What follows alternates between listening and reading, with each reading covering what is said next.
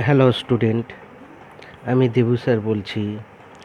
আজকে আমরা যেহেতু এই অবস্থানে আছি, অর্থাৎ আমাদের ছুটি ক্রমশ বেড়ে যাচ্ছে এবং তোমাদের সিলেবাস শেষ করার সময় কমে যাচ্ছে, তাই আমরা ঘরে বসে ডিজিটাল মাধ্যমে পড়াশোনা করব। এই ডিজিটাল মাধ্যমে পড়াশোনা করতে গিয়ে আজকের আমাদের আলোচনার বিষয় হবে তোমাদের দশম শ্রেণীর 268 পেজের অধ্যায় 20 ত্রিকোণমিতি। এবং ত্রিকোণমিতির কোনটা না কোন পরিমাপের ধারণা সম্বন্ধে আলোচনা করা হবে। ত্রিকোণমিতি এই আলোচনা করতে গিয়ে আমরা দেখছি ত্রিকোণমিতিকে যদি বা আমরা ভাঙি তাহলে কি পাবো? ত্রি প্লাস কোণ প্লাস মিতি, অর্থাৎ তিনটি কোণ পরিমাপের মাধ্যমে কোনো পাহাড়ের উচ্চতা, খরস্রোতা নদী কতটা চওড়া তা পরিমাপ করা হয়। গণিতের এই বিশেষ শাখাটিকে বলা হয় ত্রিকোণমিতি, অর্থাৎ আমরা কোণ পরিমাপের মাধ্যমে বাস্তব বিভিন্ন সমস্যার উচ্চতা দূরত্ব নির্ণয় করব। তাহলে যেহেতু আমরা ত্রিকোণমিতি কোণ সম্পর্কিত আলোচনা, তাহলে আমরা আগে জেনে নিই কোণ কাকে বলে। কোণ কাকে বলে না, আমরা এতদিন যে কোণ সম্বন্ধে জেনে এসেছি সেটা হলো কি না, কোনো বিন্দু আলোক উৎস থেকে বিন্দু আলোক উৎস থেকে যদি দুটো আলোক রশ্মি নির্গত হয়, তাহলে তারা যে বিশেষ জ্যামিতিক চিত্র গঠন করে তাকে বলবো কোণ। যেহেতু এই কোণটা আমরা এতদিন শিখে এসেছি এবং এই কোণটাকে আমরা বলবো জ্যামিতিক কোণ। এই কোণটাকে আমরা বলবো জ্যামিতিক কোণ। যেমন এখানে এ ও বি হলো জ্যামিতিক কোণ। এই কোণের সর্বোচ্চ মান কত হতে পারে? এই কোণের সর্বোচ্চ মান আমরা জানি কি, কোনো বিন্দুর চারিদিকে একবার সম্পূর্ণ আবর্তন করলে বা একটা বিন্দু সম্পূর্ণ বিন্দুর চারিদিকে সর্বোচ্চ 360 ডিগ্রি কোণ উৎপন্ন হয়, অর্থাৎ এই জ্যামিতিক কোণের মান 360 ডিগ্রি এবং এই জ্যামিতিক কোণের সর্বোচ্চ মান 360 ডিগ্রি এবং সর্বনিম্ন মান কত হবে? সর্বনিম্ন মান 0 ডিগ্রি। এখন আসবো আমরা ত্রিকোণমিতি কোণ কাকে বলে। ত্রিকোণমিতি কোণ বুঝতে গেলে আমাকে একটু অন্যভাবে বুঝতে হবে। কীরকম না, যদি কোনো আলোক রশ্মি, মনে করছি এই ও এ একটা আলোক রশ্মি নির্গত হয়েছে, এই আলোক রশ্মিটা যদি ঘড়ির কাঁটার বিপরীত দিকে আবর্তন করে এটা নতুন অবস্থানে চলে আসে, এই যে নতুন অবস্থানে চলে এলো, তাহলে যে কোণ উৎপন্ন করবে, তাহলে এই যে জ্যামিতিক চিত্র উৎপন্ন করছে বা এই যে চিত্র উৎপন্ন করছে একে বলা হবে কোণ এবং এই কোণটাকে বলা হবে ত্রিকোণমিতি কোণ। তাহলে আমরা এই কোণের কথা বলার সময় একটা বিশেষ কথার উল্লেখ করেছিলাম, সেটা কি না, ঘড়ির রশ্মিটাকে ঘুরতে হবে ঘড়ির কাঁটার বিপরীত দিকে। আচ্ছা, রশ্মিটা কি ঘড়ির কাঁটার বিপরীত দিকে সবসময় ঘুরবে? রশ্মিটি যদি ঘড়ির কাঁটার দিকে ঘুরে, ধরো এই ও এ আলোক রশ্মিটা, এই ও এ আলোক রশ্মিটা ঘড়ির কাঁটার দিকে ঘুরে এইরকম একটা অবস্থানে চলে এলো, এসে ও এ ড্যাশ অবস্থানে অবস্থান করলো, তাহলে এখানেও একটা কোণ উৎপন্ন করলো। এই কোণটাকেও আমরা ত্রিকোণমিতি কোণ বলবো। অর্থাৎ ত্রিকোণমিতি কোণ কি হচ্ছে? ঘূর্ণনের ফলে উৎপন্ন হচ্ছে এবং ঘূর্ণনটার একটা দিক আছে। কীরকম দিক না, ঘূর্ণনটা ঘড়ির কাঁটার দিকে, কাঁটার বিপরীত দিকে হতে পারে, ঘড়ির কাঁটার দিকে হতে পারে। যদি ঘড়ির কাঁটার বিপরীত দিকে ঘূর্ণনের ফলে যে কোণ উৎপন্ন করবে সেই কোণকে আমরা বলবো ধনাত্মক কোণ, আর ঘড়ির কাঁটার দিকে ঘূর্ণনের ফলে যে কোণ উৎপন্ন করবে সেই কোণটাকে আমরা বলবো ঋণাত্মক কোণ। তাহলে আমরা ত্রিকোণমিতির কোণ সম্বন্ধে ধারণা করতে গিয়ে আমরা কয়েকটা বিষয় দেখলাম। একটা কি, আলোক রশ্মিটা ঘূর্ণনের ফলে কোণ উৎপন্ন করবে, ঘূর্ণন একটা নির্দিষ্ট দিকের ফলে কোণের ধারণা পরিবর্তন হবে। অর্থাৎ কোনটা ঘূর্ণনটা, আলোকরশ্মির ঘূর্ণনটা যদি ঘড়ির কাঁটার বিপরীত দিকে হয় তাহলে উৎপন্ন কোণকে আমরা ধনাত্মক কোণ বলবো, একে ধনাত্মক কোণ বলবো, ধনাত্মক কোণ বলবো। আর যদি ঘড়ির কাঁটার দিকে ঘোরে একে আমরা ঋণাত্মক কোণ বলবো। অর্থাৎ ঘূর্ণনের দিকের উপর নির্ণয় করে আমরা কোণটাকে ধনাত্মক এবং ঋণাত্মক কোণ এই দুটো ভাগে ভাগ করব। এখন ঘূর্ণন তো গিয়ে একটুতে থেমে যেতে পারে, আবার সম্পূর্ণরূপে ঘুরতে পারে। অর্থাৎ একবার পূর্ণ আবর্তন খেতে পারে, ঘূর্ণনের ক্ষেত্রে একবার পূর্ণ আবর্তন খেতে পারে, দুবার পূর্ণ আবর্তন খেতে পারে। অর্থাৎ যদি আমরা মনে করি ধরো এই ও এ আলোকরশ্মিটা এরকম একবার পূর্ণ, ও এ আলোকরশ্মিটা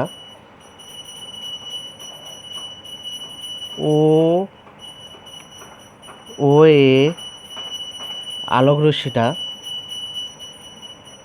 যদি একবার পূর্ণ আবর্তন করে পুনরায় এই অবস্থানে চলে আসে, তাহলে একবার পূর্ণ আবর্তন করে এই অবস্থানে চলে আসে এবং এখান থেকে এর মান যদি বা আমরা থিটা ধরি তাহলে এই সম্পূর্ণ কোণ কত উৎপন্ন করেছে, থিটা ধরি, তাহলে এই সম্পূর্ণ কোণ কত উৎপন্ন করেছে, তাহলে একবার পূর্ণ আবর্তন করে এখানে আসা মানে কত, 360 ডিগ্রি ঘুরে আসা প্লাস এই থিটা ঘুরে আসা। অর্থাৎ এই কোণটার মান হবে কত, 360 ডিগ্রি প্লাস থিটা।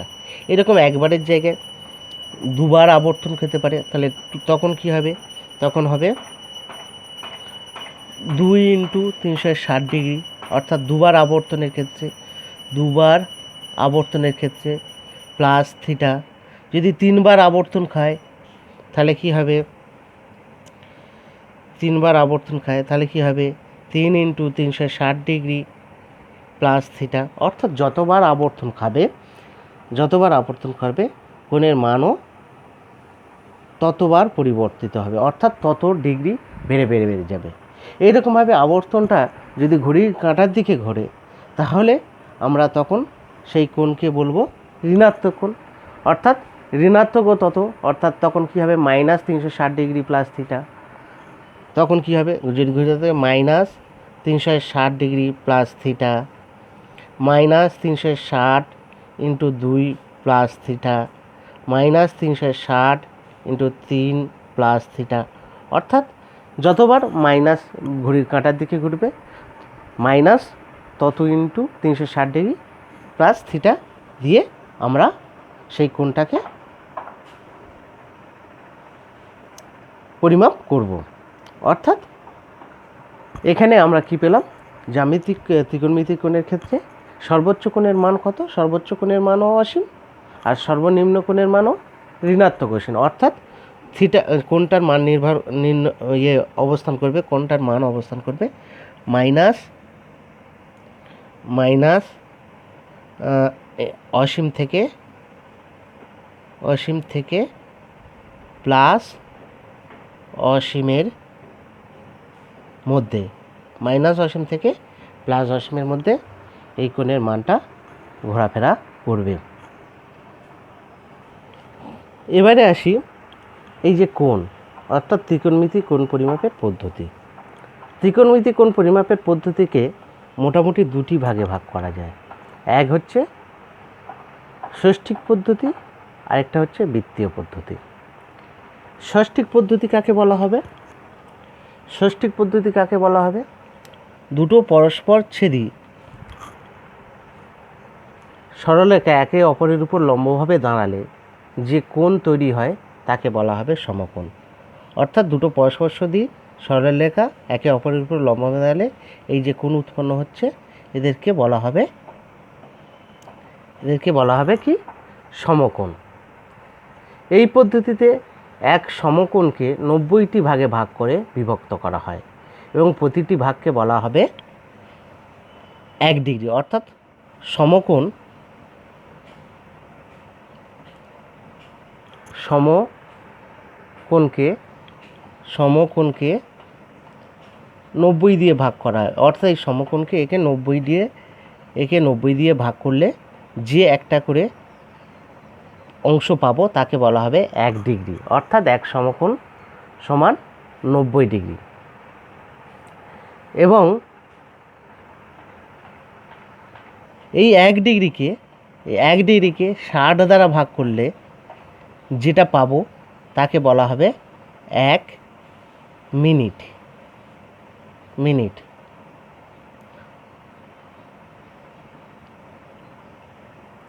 এবং এই 1 মিনিটকে 60 দ্বারা ভাগ করলে পাবো কি 1 সেকেন্ড।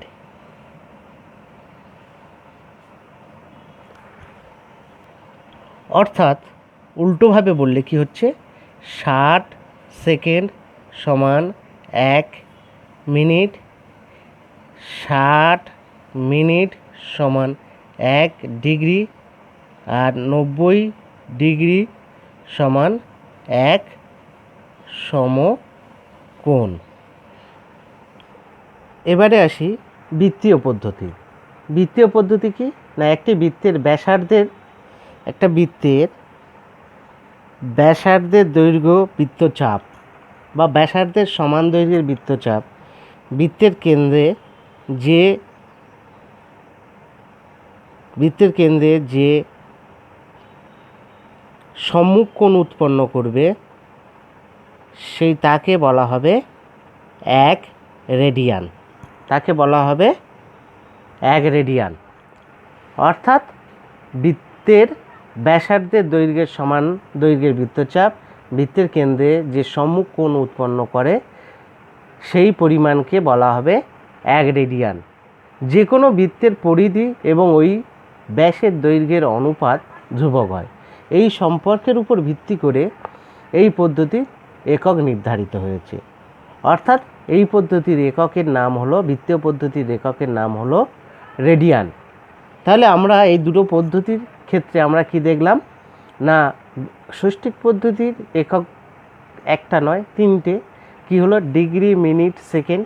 এবং বৃত্তীয় পদ্ধতির একক হচ্ছে রেডিয়ান, এবং এই রেডিয়ানকে আমরা সি চিহ্ন দ্বারা প্রকাশ করি। রেডিয়ানকে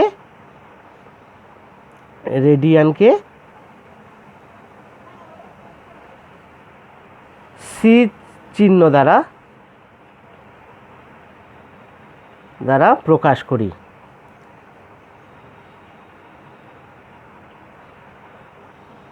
আজকের এই পর্যন্ত থাক।